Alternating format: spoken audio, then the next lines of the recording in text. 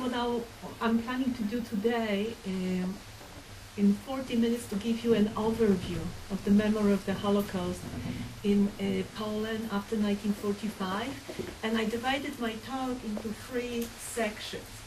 I'll be talking about memory of a particular past. That past we sometimes call a difficult past, unmanageable past, the dark past of Polish-Jewish relations.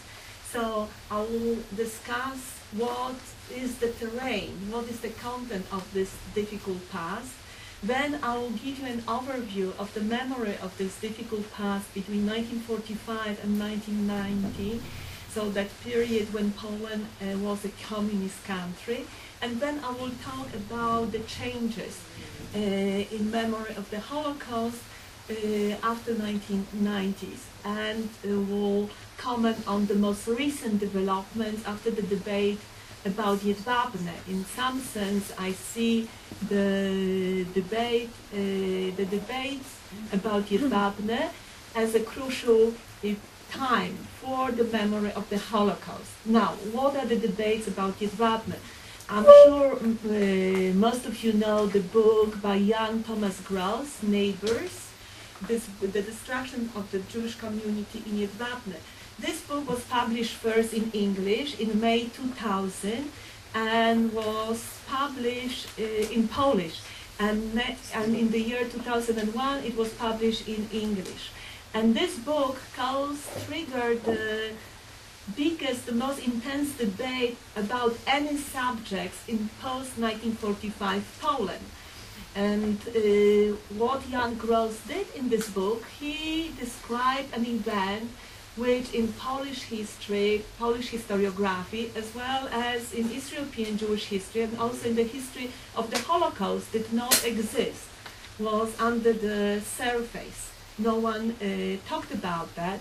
The murder of almost all the majority of the community, Jewish community, by Polish neighbors in a small town of Jedwabne in the summer of 1941. Jedwabne is a small town in the region of Łomża in northeastern Poland. And what we see that this book, what we can tell, that this book triggered the most intense debate in Poland about the memory of the Holocaust, about the memory of Polish Jews, and about the memory of the Poles during the Second World War, because suddenly the Poles had to look at themselves not only as heroes and as martyrs, but they were challenged with the concept that we were also perpetrators. And what we observed that in that debate about Jedwabne, 2 major trends developed. And the first one I call the Renewal Trend, a trend that accepted in this trend, the main position was of an acceptance of Gross's main thesis that the Poles, the local Poles, were the perpetrators, were the killers of Jews. And this position also is very clear about rewriting Polish history anew. Because of such events, we have to look at ourselves differently from the way we looked at us in the past. The second major position that was born out of this debate was a position that I call a self-defensive position or restorative trend, which tried to neutralize that historical event, that it wasn't us, it was the Germans, and in extreme disposition dismiss Gross's work altogether. So when we talk about the Jedwabne and the post-Jedwabne Poland, we have to keep in mind these 2 positions when it comes to the memory of the Holocaust. And we could say that the same 2 positions emerged after the publications of Gross's latest book, Fear, about anti-Jewish violence in communist Poland, in early post-1945 period. though this debate about fear, which you can ask me more during the discussion, was much shorter than the debate about Jedwabne, which lasted from the summer of 2000 till almost the summer of 2002. The debate about fear, which was published in January 2008, lasted a half a year, but was also very emotional debate, and the same two positions emerged in that debate too. So that's what we'll arrive at. But before I talk about the most current developments, I want to make some general remarks about the memory of the Holocaust in Poland in a broader historical context, and then I will take you through the three sections that I mentioned that I want to discuss. We have to keep in mind that the problem of Poles and Jews in Poland during and after the Second World War represents a powerful case of mistreatment of a minority, ethnic, cultural minority by the majority group, but it is far from unique in the 20th century history of the Dark Continent, as described by the historian, American-British historian Mark Mazower. Polish collective memory of its relations with Polish Jews during and after the Holocaust is also far from unique. It belongs to the European experience of collective amnesia and evasion, which some scholars have interpreted as a defense mechanism to avoid moral responsibility by various nations for their role as Holocaust perpetrators, collaborators, and bystanders. Evasion and amnesia made the present more bearable because, of course, we were not guilty. But in time, such collective evasion and amnesia has been superseded by a painful process of awakening, a coming to terms with the discomforting past in one's own history. This process, in turn, has resulted in successful and less successful attempts of integrating the memory of the Holocaust, the memory of the Jews, into national history and memory of all the European countries. As works of Robert Mueller, Peter LaGrue, and Henry Rousseau, among others, tell us, inform us, in Western Europe, the departure from neglect of the Holocaust began in the late 1960s and in the early 1970s. This is where we can trace the origin of the departure from the process of amnesia and evasion. In comparison to Western Europe, concern over the memory of the Holocaust and Jews arrived in the former communist countries of East Central and Eastern Europe in the 1980s, in the late 1980s. So there is a gap of 10 years, 10, 15 years. And we also have to keep in mind that Eastern Europe until now was perceived as that lesser Europe or the other Europe. And that also had an impact on the way the Eastern Europeans look at themselves and their history. The year 1989 was the year annus mirabilis in Polish history and also in the history of the Czech people, Slovaks and others. And this was the year when sweeping changes, political, cultural and economic changes began to take place. And these changes were also accompanied by the re-emergence of memories about the early pre-communist past, the pre-1939 past, and about the communist past. So we had an explosion of various memories in public, and we can say that by the 1990s there was an attempt at reaching some more difficult issues. And we see this moment as an emergence of pluralistic memories that were more concerned with what we done to the others. So suddenly we have to perceive ourselves not only as victims, but also as people who might have committed crimes against other minorities. that live in the midst of us. So we observe this process, but of course this process is far from complete, and this is a dynamic process. It's not a complete process, and the major drive behind uncovering the dark past of the Holocaust era was, of course, born out of moral and social necessities, and from also an external necessity. And that external necessity is that the Holocaust recognition has become a ticket, a requirement for an entry to the European Union.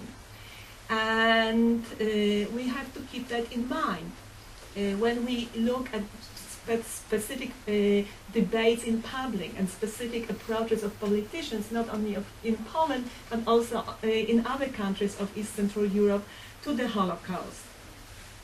In former communist states, such as Poland, the process of coming to terms with the difficult past is strongly interwoven with the process of endorsement of civic national identity. And in my view, that's a very important point to keep in mind, that we can actually see the memory of the Holocaust and Jews as a barometer of the extent to which the civic vision of society has been endorsed by the Polish government, cultural elites, and by the public, by the general public. And this process in turn is also interwoven with another broad cultural development in the region, and I'm sure many of you who have traveled to that region have witnessed that development, is that the growing interest in all things Jewish, and what the writer Ruth Ellen Gruber calls virtual Jewish culture. And this is a phenomenon that in itself requires a lecture. You can ask me about it perhaps in a discussion, but some scholars evaluate this phenomenon as totally negative.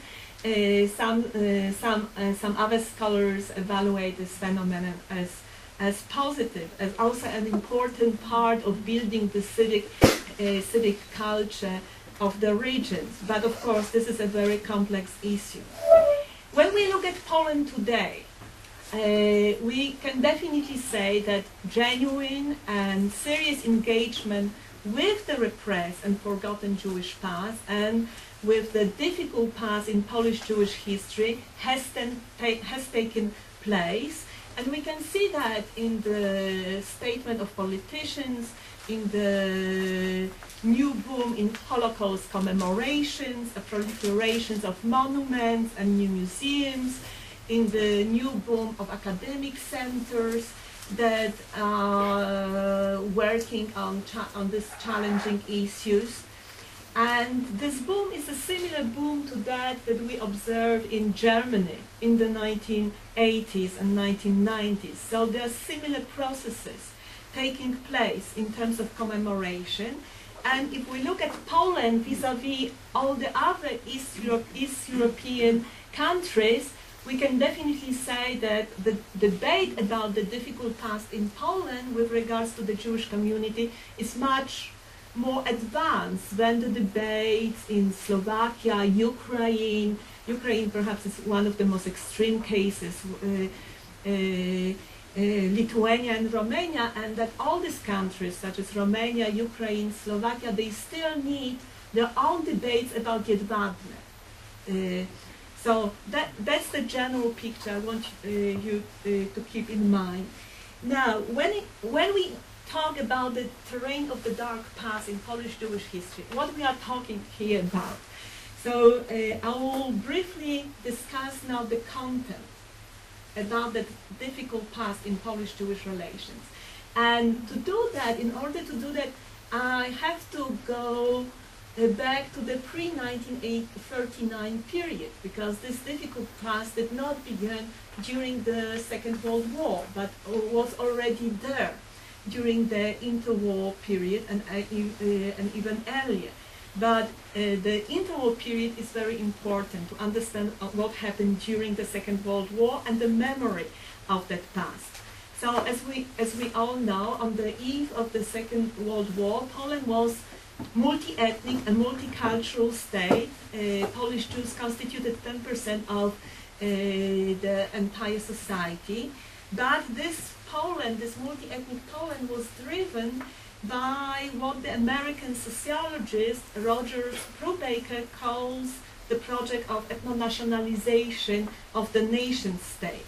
That means that large sections of Polish political elites, the Roman Catholic Church, perceive Polish Jews as the internal political, cultural, and economic enemy, as a threat to Poland, to Polish nation, to the development of Poles. And as a result, a broad consensus concerning the status of the Jewish minority that was reached by 1939 was that the home of Polish Jews, that the home of the majority of Polish Jews is somewhere else. It's not in Poland, that the Polish Jews have to leave Poland. That was the consensus. And these perceptions of Jews as an internal enemy of Poles in political, economic, cultural sense did not disappear during the Second World War, when Poland, as you know, was occupied by two totalitarian regimes, Nazi Germany and the Soviet Union.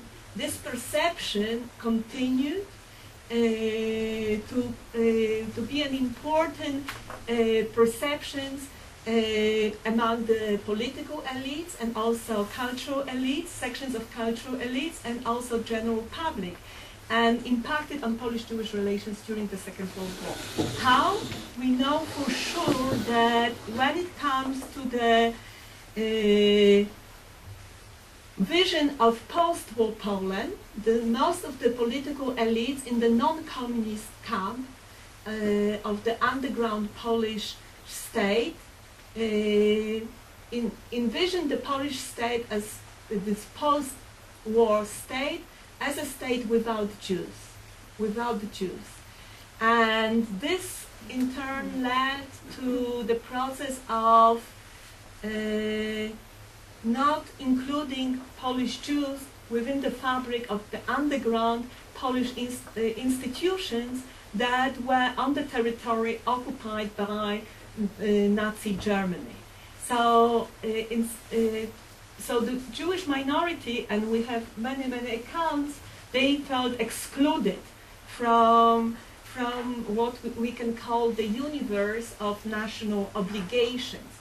Here I paraphrase the term coined by the sociologist Helen Fine. And this is not to say that there were no sections of Polish political elites that did not include Polish Jews into the vision of a future post-war nation states. We know that, for example, the liberal intelligentsia, the Polish Socialist Party, PPS, and the Small Democratic Party, and other clandestine organizations that were associated with these particular political groups, they perceived Polish Jews as part of Polish nations, but they were in minority. The main desire was to see the future Poland emerging from the war as a homogeneous state. Of course, this desire, we can see the irony, was in some ways also contradictory to the official stance of the London-based Polish government in exile, which in 1941 issued many statements saying that Polish Jews are part of future Poland. So there were many contradictions, battles over who should belong to the Polish state and Polish nation. Of course, this negative perceptions of Polish Jews as the internal enemy has affected the way not only Polish elites thought about Poland, future Poland, but also about the attitudes and reactions towards Jews in Polish state. And of course, the worst influence of this particular perceptions, image of the Jews, resulted in the killings of the Jews. That's the worst one, the killings of Jews by extreme right-wing Polish military units. We know that by 1944, many of the most extreme military units were part of the AK, Armia Krajowa. Armia Krajowa was an umbrella organization, and by 1944, all the extreme organizations were part of the Armia Krajowa. But Jews were also killed by civilians, and as the example of Jedwabne is one of the extreme. Jedwabne, of course, wasn't the only one example of civilians taking place in the killings of their Jewish neighbors. We know of 60 similar occurrences that took place in the Łomża region in the summer of 1941. Of course, this is we also have to understand the historical context for this killing. This was the time of the interregnum. The Germans have left and the Russians have not. The Germans didn't come yet and the Russians have just left. So there was a time where specific political situation in some ways also contributed to this murder. We can see as one of the factors. Now, these perceptions of the Jews as an enemy, internal enemy, of course, also played an important role in the interactions between ordinary Christian Poles and Polish Jews in the general government, Polish Jews who were seeking a refuge. And we know that these perceptions definitely contributed to indifference and to hostile attitudes and actions towards the survivors, towards those who were trying to search for a refuge, and towards those Christian Poles who were helping them. In some ways, those who were helping Polish Jews, and we can call them the dedicated Christian Polish rescuers. Of course, there are different categories of rescuers, but those who were dedicated Christian Polish rescuers, they found themselves in a similar situations to the Polish Jews, because sometimes they would be accused of betraying the Polish state by their actions. And I give you one example here of to show you the situation, how it looked from the perspective of someone who was in hiding. Hiding Jews was a very dangerous activity, and no one could expect from people such heroism. Nevertheless, there was no need for denunciation of one's neighbor because he was hiding a Jew. Living on the Aryan side in occupied Poland, I could have told strangers without any hesitation that my father worked for the underground, or that he was engaged in sabotage of German military factories. The likelihood that these strangers would betray me to the German was quite low. However, telling a stranger or even an acquaintance that I was a Jew living on the Aryan side with false documents would simply mean committing suicide. An act of denunciation of underground activities was regarded as socially unacceptable, whereas the denunciation of a Jew was acceptable. And that also extends to the denunciations of the rescuers of Jews. So that's the situation. So in some, that's how these perceptions affected the daily interactions between Christian Poles and Polish Jews. Of course, we also have to keep in mind that there were moments of unity between Christian Poles and Jews at the beginning of the War of Defense of September 1939, and that also Christian Poles, of course, suffered in the war. The human losses of Christian Poles, and I'm talking here about civilian population, are estimated between 5 and 8%. In the past, the Polish historians came with the figure of 10–12%. Now this figure, after further studies, is estimated. That's the more or less an exact estimate between 5 and 8%. So when it comes to this dark past, all these issues that I just discussed were ignored for more than 50 years, but they refused to go away, and we could see that when in the post-1990 period, that these issues were part of people's private memories, memories of former perpetrators in places like Jedwabne, memories of eyewitnesses of various crimes, and memories of survivors, Polish Jewish survivors who still live in Poland, and Polish Jewish survivors who do not live in Poland. And of course, now we have to ask ourselves, when did the process of suppression of this difficult past begin?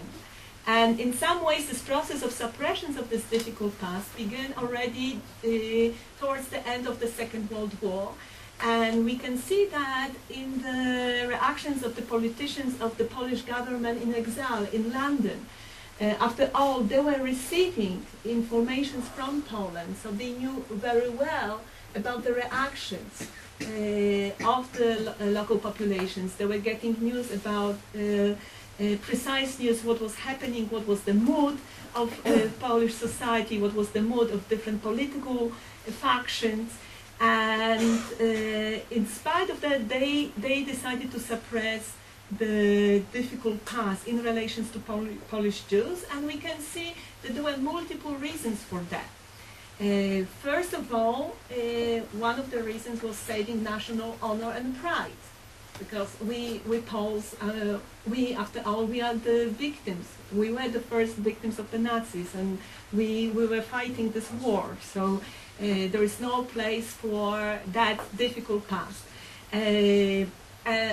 Interwoven reasons for that was that Poland was a very weak ally of the Western countries, and Poland's situation in 1945 was very precarious because of the Soviet Union and the Soviet attempts. It was very clear that they were planning to take over part of Poland and take over the political sphere in Eastern Europe.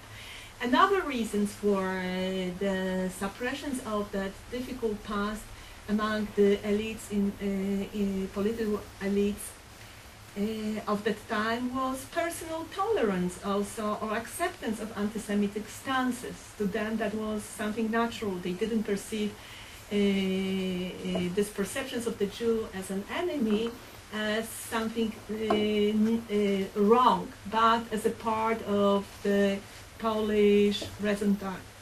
This was the way we Poles can develop, we can save ourselves. So, so there are many reasons for the suppression.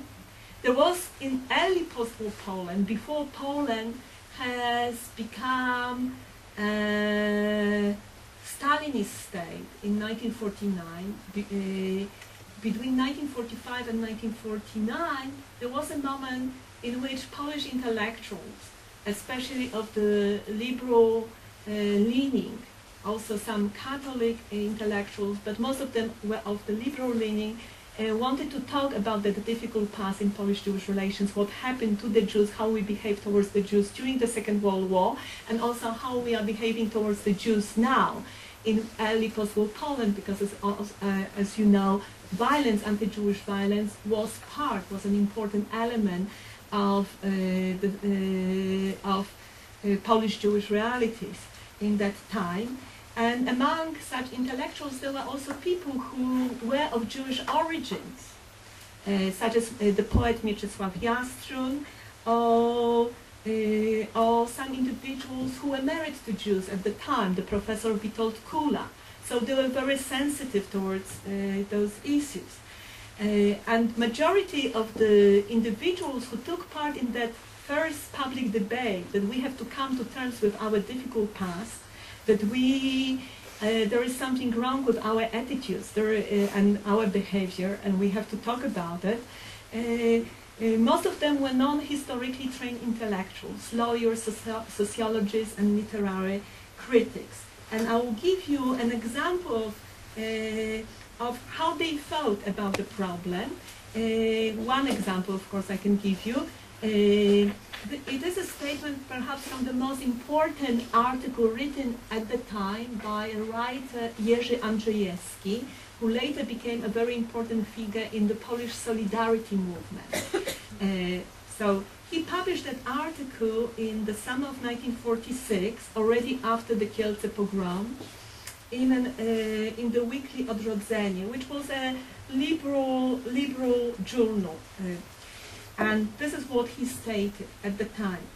From my observations of what has happened in the recent past in Poland and of what is still happening, from my observations of the reactions and gestures that are naturally manifested by persons of different social and educational backgrounds, I can only come to the one conclusion, that the Polish nation, throughout its entire spectrum, has remained prone to anti-Jewish attitudes.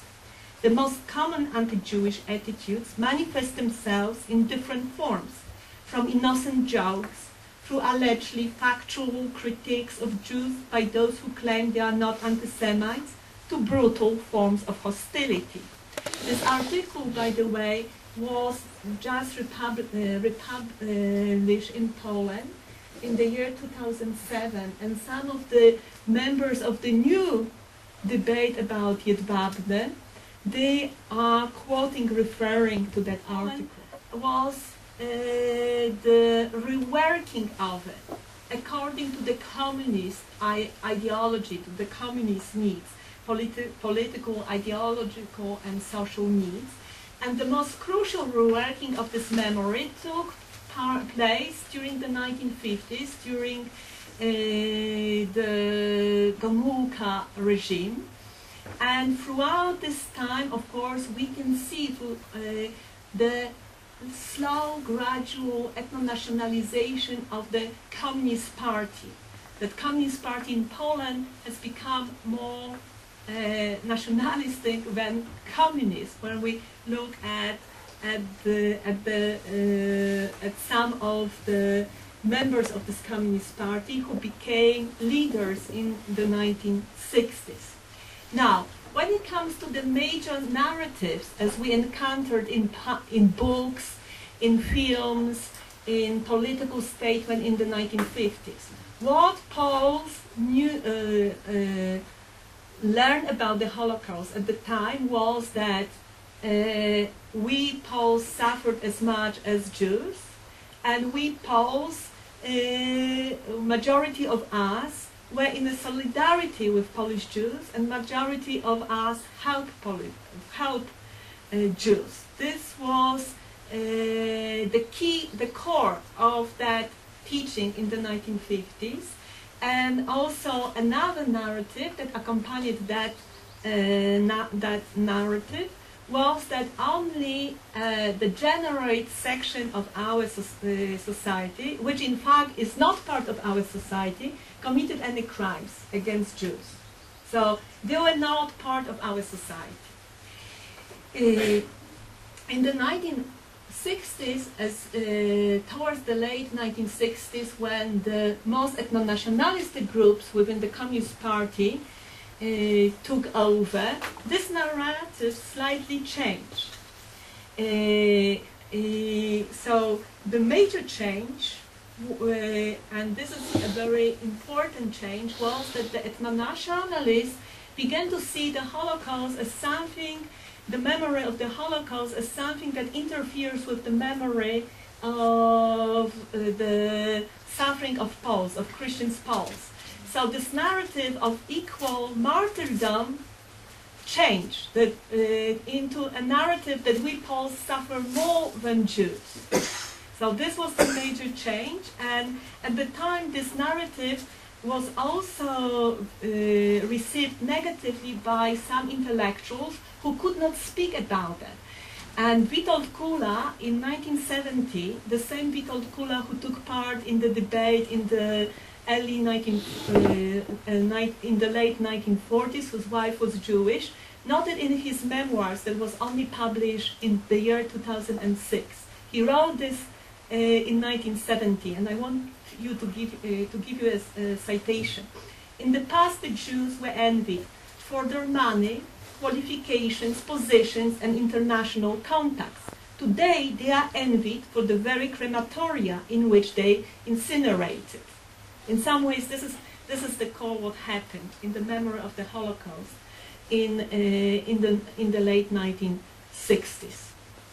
Of course, the 1980s, the emergence of the solidarity put an end to this hegemonic communist representations of the Jews and the Holocaust.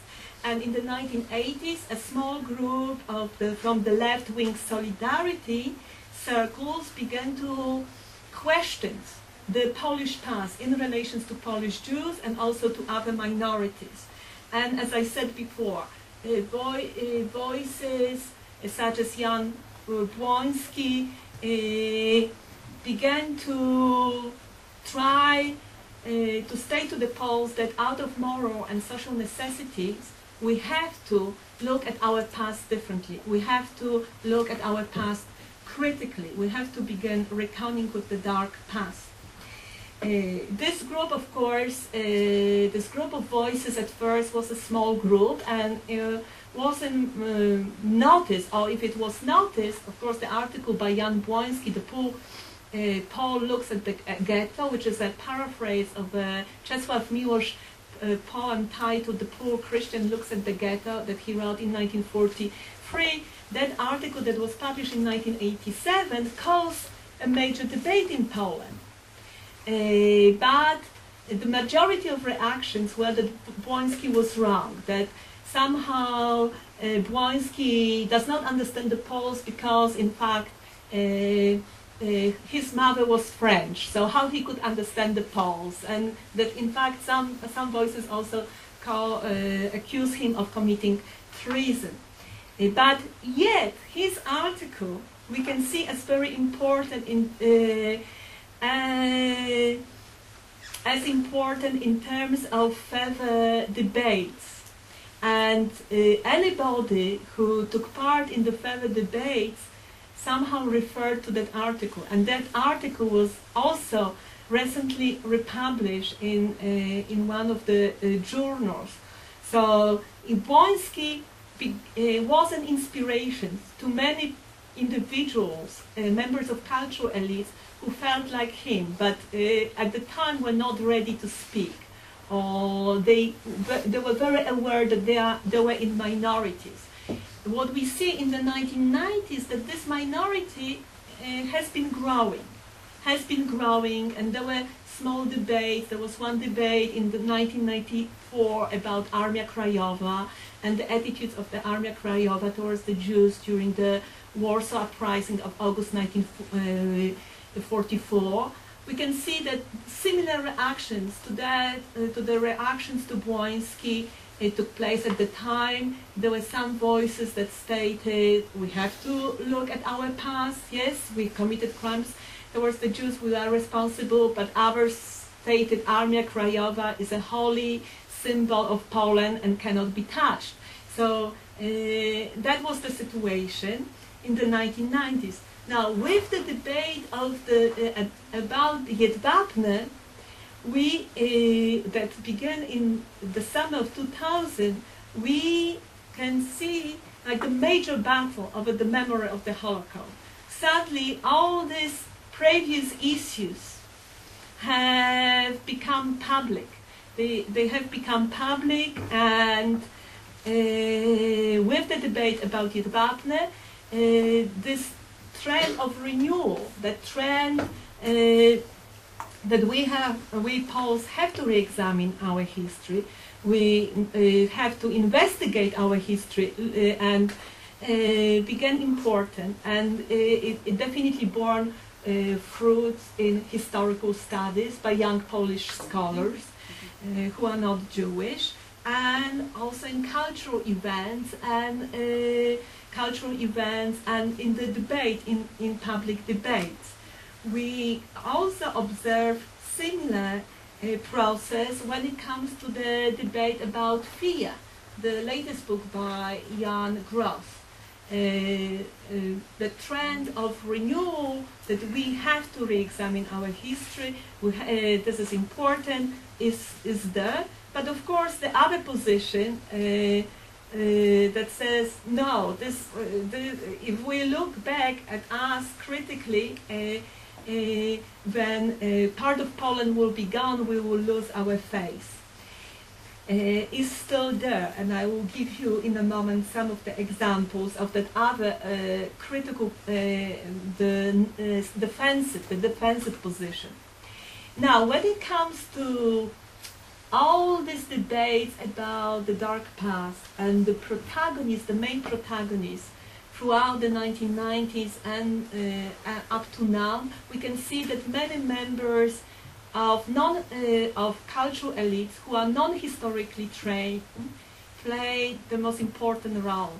They are philosophers, they are anthropologists, they are sociologists, they are literary historians. They are very open.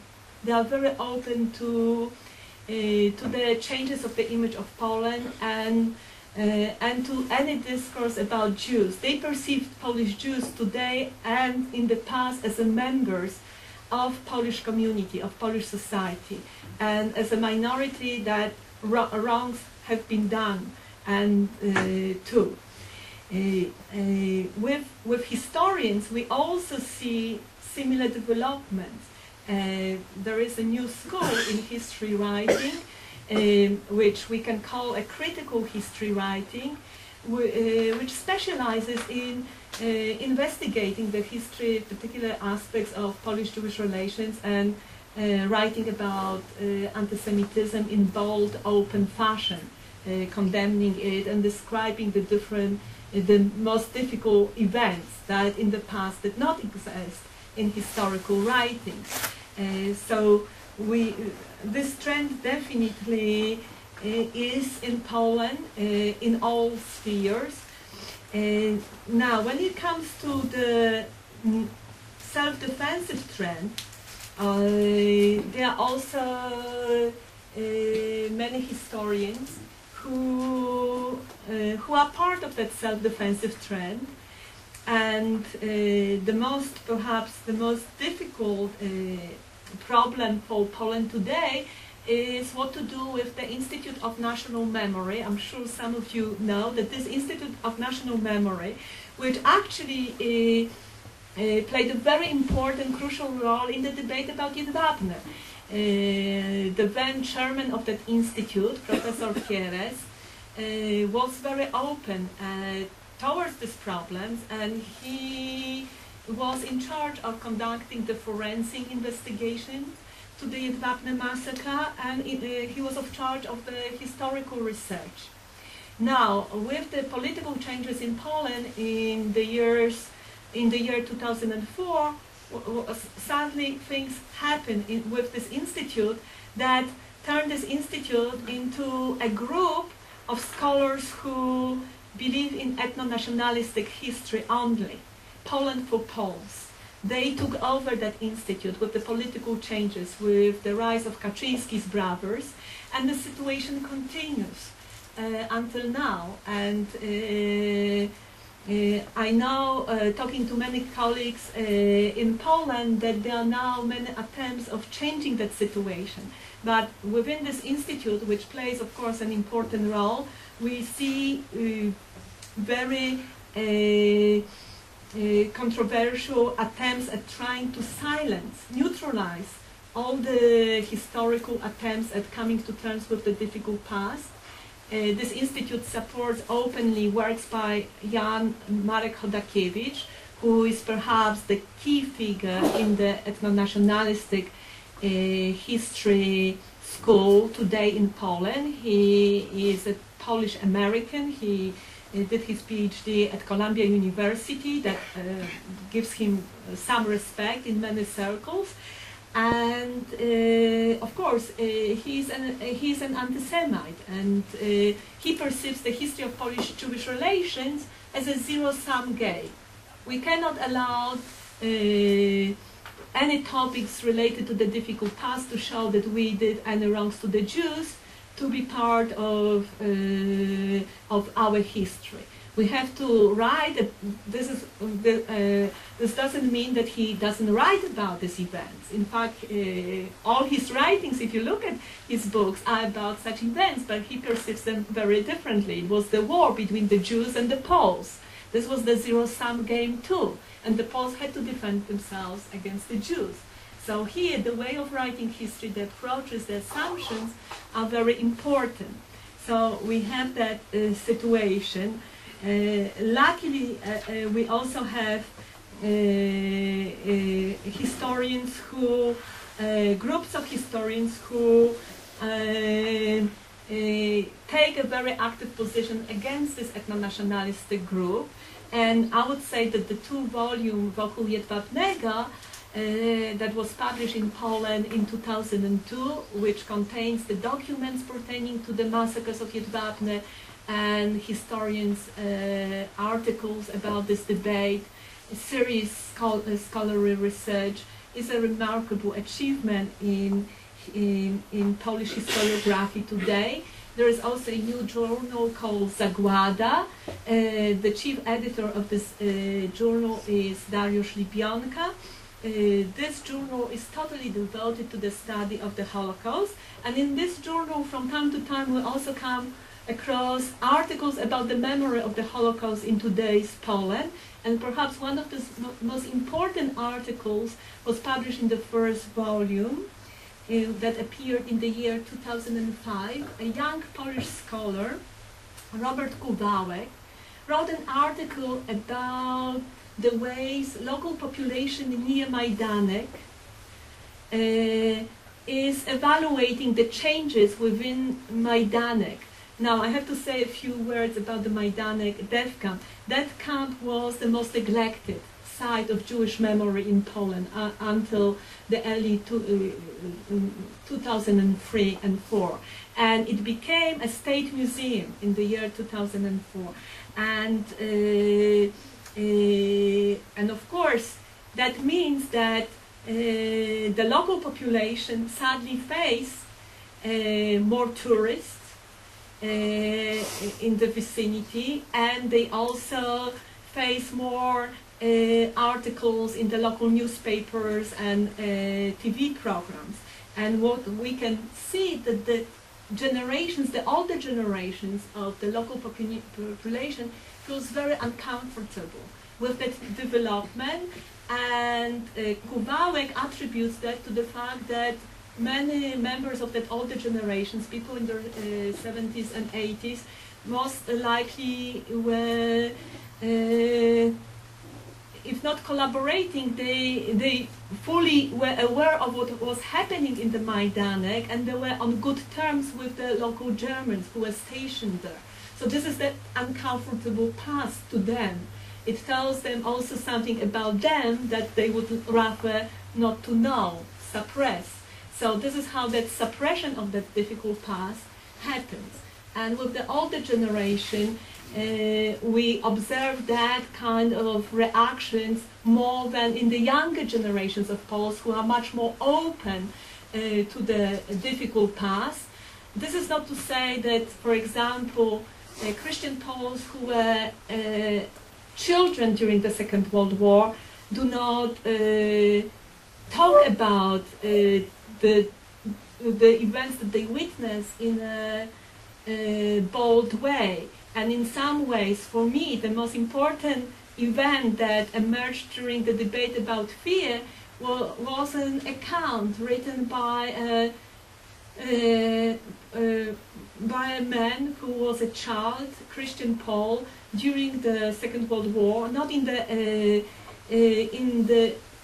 area in eastern Poland, where he also observed the indifference towards the Jews and daily hostilities towards the Jews on the part of the villagers where he lived.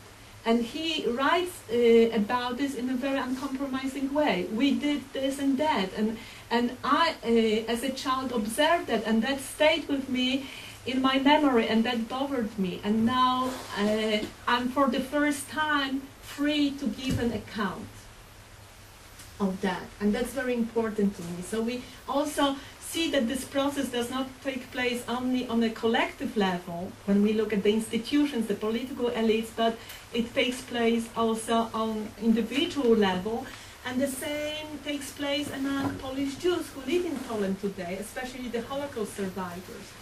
With all these debates, these new changes taking place in Poland, we see a new development, a very important development.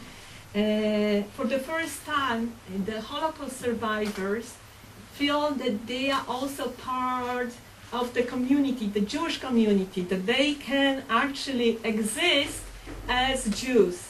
And somehow, because of the, in public, and that their stories are also important to some members of the communities. Many child Holocaust survivors are now busy with giving talks to some schools, especially in big cities. And that's a positive movement in terms of education, meeting the encounters between the Holocaust survivors and young Poles.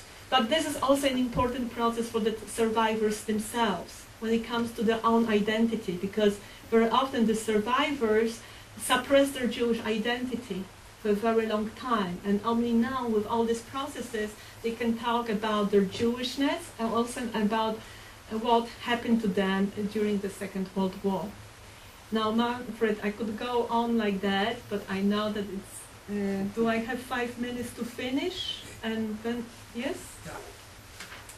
So, in conclusions, what I would like to say is that 14 years ago, in his final remarks on public memory of the Holocaust in Poland between 1989 and 1995, Michael Stanislaw, an American scholar of Polish-Jewish origins, spoke about the unpredictability of what Poles might do with the memory of the Jews and the Holocaust, and of how this memory might shape Polish history and consciousness. Yet he expressed hope that this memory would be used in the service of renewal rather than repression. The first 9 years of the 21st century suggest that the renewal has definitely taken place and has in fact matured by gaining a more prominent place in, among cultural elites, also among historians, and among political elites, present political elites. However, repression is also a part of the public picture among social and cultural realities, among some section of the Catholic Church, and among some politicians. So this is not a marginal phenomenon. This is not a marginal phenomenon, but what we can say for certain is that these two trends are running parallel, and there is also a special dynamic between them. They engage with each other. There is a continuous battle over the memory of the past, and this is a very dynamic battle, and with time we will see how this battle over the memory will develop.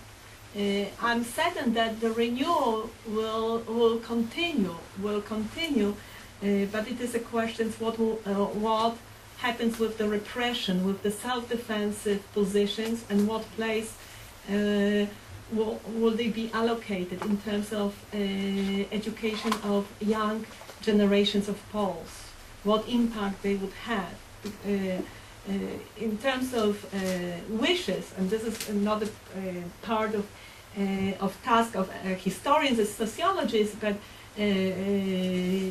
But practitioners dealing with problems of anti-Semitism, of course, one wishes that the self-defensive trend would become part of the past, and we could only encounter it in a museum as examples of the wrongdoings. But of course, this is perhaps not possible. Now, what is also certain, looking at the Polish case, is that in order to lighten the heavy burden of memory, the historians have to be prepared to undertake the practice of history, which contributes to disenchantment, disrupts soothing national memories, and facilitates a necessary relearning. Thank you.